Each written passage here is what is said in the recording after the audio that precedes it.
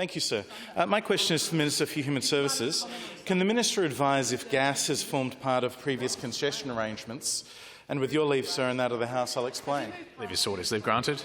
Member for Moralta. Thank you, sir. On the 9th of March, the Minister for Energy and Mining said that the government, quote, has done its very best to negotiate with the private operator for the first time to get a concession on gas. However, I'm advised that in 2019, the former Liberal government announced that, and I quote, households receiving the subsidy can also benefit from an 11% discount on their gas usage and supply charges. Treasurer. Thank you, Mr Speaker. Well, I don't have the benefit of the particular comments that the Deputy Leader refers to in the explanation of his question, or the details of what happened back in 2019.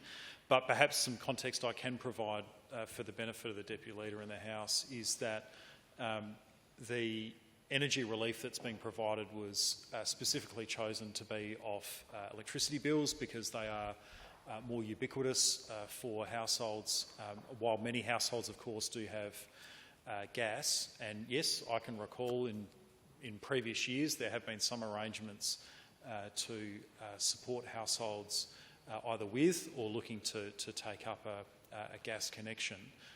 The choice in this instance was to provide it for electricity consumers because it was thought at the federal level and also at the state and territory levels that would provide a far greater coverage for people with energy bills. Member for Moralta. Thank you, sir. My question is to the Minister for Human Services.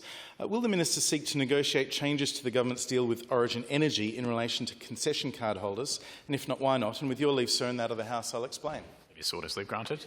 Member for Moralta. Thank you, sir. A range of stakeholders have expressed concerns about the government's recent deal announced earlier this year, including one Julie McDonald, Secretary of the Housing Trust Tenants Association, who told ABC that, and I quote, we're asking the government to re-look at Origin's deal we had at 20% off for concession card holders that's now gone to 17%, to ask Origin and just re-engage with them and see if we can get that back up to 20%.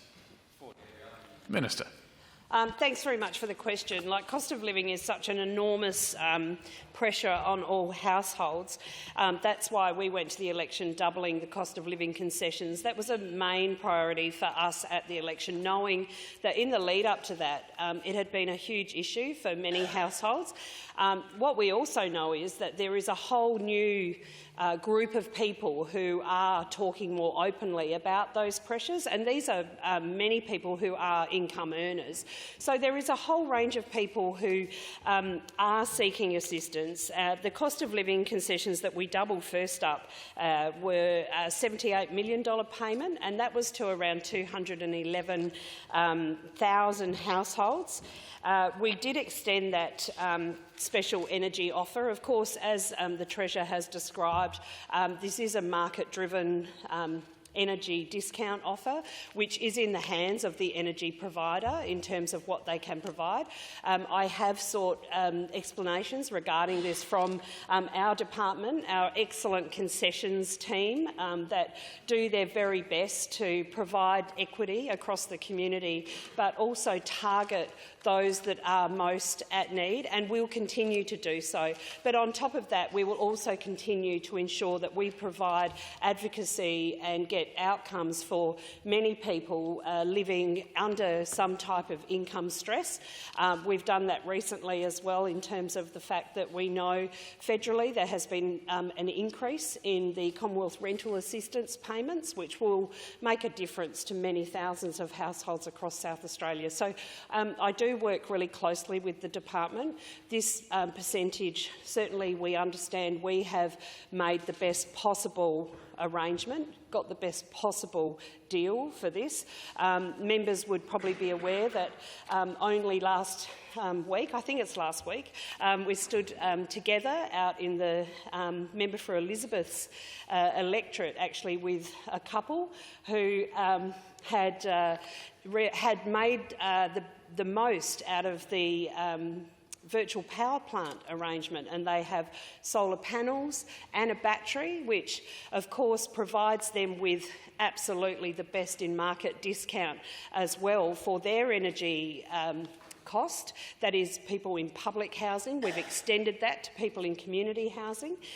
It moved glacially slowly over the past 5 years. Order. Member for Morford.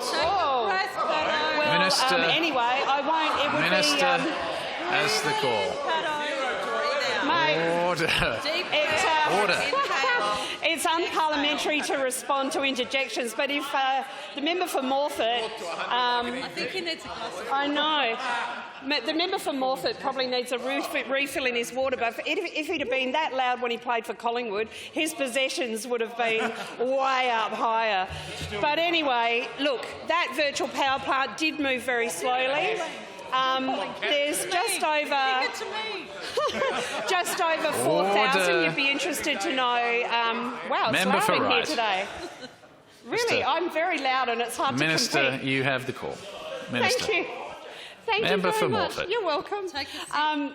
There is around nearly 4,100 homes now, public homes, that have benefited from that. But the really excellent news is that we have set quite a lofty target that over the next 18 months, another 3,000 households in our housing portfolio, which Julie McDonald, as Secretary of the Tenants Association, would be very pleased to hear will receive that benefit also.